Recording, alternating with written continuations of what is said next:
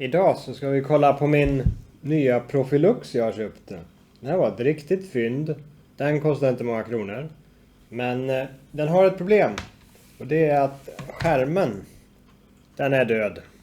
Eller ja, den visar någonting. Men den visar inte det den ska. Så jag har hittat en ny skärm till den här. Och vi ska se om jag kan byta den. Ja, det var ett tag sedan jag lödde något så här smått innan. Så vi får se hur det går. Jag kan inte garantera att jag lyckas laga den. Men vi får göra ett försök. Här är också en premiärvideo för att filma mig själv. Sjukt spännande, eller inte. Så vi får se hur det blir också. Så ska vi se om jag kan göra mer såna här grejer längst framöver. Jag ska göra en video på Profilux-datorerna har jag tänkt. Väldigt begränsad video. Jag använder inte mycket av deras funktioner. Men de jag använder är väldigt bra. Så det är spännande. Och då kan jag använda den här, då slipper jag. Jag har redan en Profilux 2 Plus, men den är ju i bruk och jag vill inte koppla ur den för att göra en video om den. Så det blir perfekt att ha en till istället så jag kan visa. Och så får jag se vad jag gör med den här sen efteråt. Men vi får se om jag lyckas laga den eller om det går åt skogen. Det är bara att prova, annars kommer den ligga i garderoben i all evighet. Och så kan vi inte ha det. Så låt oss se hur det här går. Så, medan slödkolben blir varm behöver vi försöka plocka loss huvudenheten från backplanet då. Den här tjocka, eller?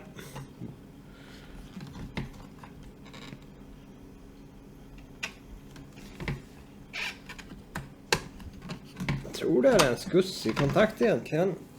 Som är så finurligt med GOL att de har återanvänt massa gamla standardportar till sina prylar. Men det gör att sakerna är, för mig som pillar mycket med datorer, så känner jag igen det mesta.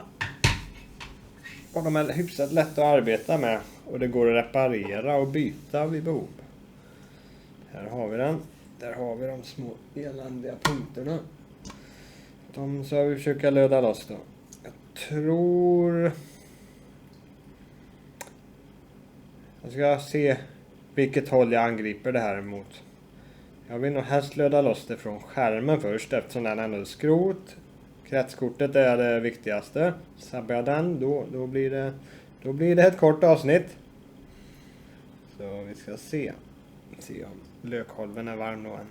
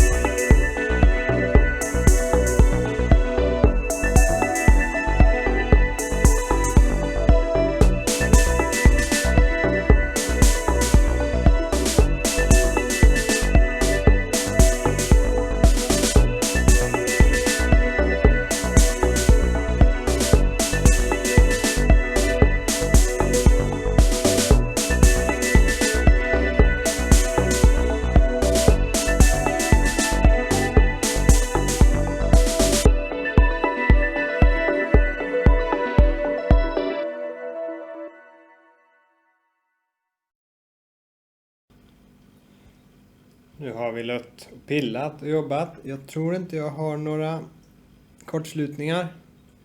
Vi pluggar in den så ser vi vad som händer. Första starten.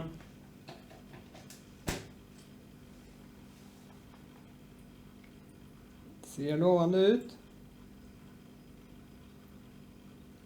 Ja, men där ser vi. Då var det problemet löst. En till fungerande pryl i hemmet.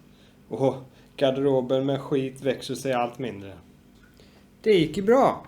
Vi lyckades fixa datorn. Det var lite frustrerande att få bort den här. Jag kunde inte löda bort den gamla skärmen helt. Utan jag tog och bände i den försiktigt tills stiften gick av. Man får ju vara försiktig så att man inte bänder sönder något på kretskortet till GOL-datorn. Men det gick bra. Den bröts av här uppe vid själva displayen. Och sen lödde jag bort benen ett efter ett. Det var bra mycket lättare. Det var fortfarande lite sport. En del av dem satt rätt bra. Och jag har inte gjort det här på ett tag. Så det får inte vara för enkelt. Men det löste sig. Jag såg när jag lödde den också att det är inte riktigt alla ben som används från displayen. Utan det är en del av dem. Så man kan nog göra det lättare för sig och bara löda in benen som används. Men jag fixade allihopa. Och det blev schysst. Och nu är den igång. Nu är den här helt återställd. Jag ska se om jag kan uppdatera den också. Det verkar bra besvärligt att uppdatera firmware på dessa datorer. Jag har fått alla möjliga konstiga felkoder för jag har redan försökt innan jag gjorde den här videon. Men jag tror den säger grejer på skärmen till mig under uppdateringen som inte jag kunnat se. Så det ska vi följa upp. Men då har jag en till fungerande dator. Det är kul. Den här skärmen är vitare än vad den var innan. Jag tror den ska vara blå egentligen. Men strunt samma. Vit är fint det med.